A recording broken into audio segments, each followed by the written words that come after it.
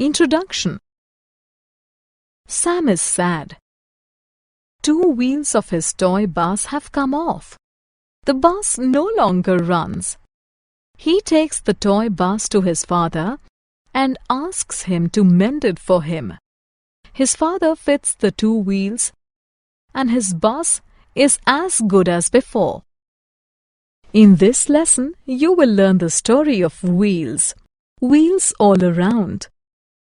All vehicles that move on roads and rails, such as bicycles, scooters, cars, buses, trucks, trams, and trains have wheels. Aeroplanes also have wheels because they move on road first before taking off. Modernization of wheel. We have come a long way from the days of wooden wheels. We now use steel, iron, and rubber to make wheels. Such wheels are strong. They last long. Wheels have made transportation easy.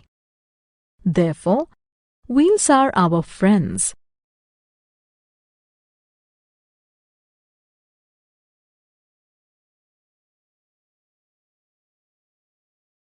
Summary. Let us summarize what we have learned. Wheels are round in shape. They roll easily because of their round shape. Wheels are used in vehicles to carry people and goods from one place to another.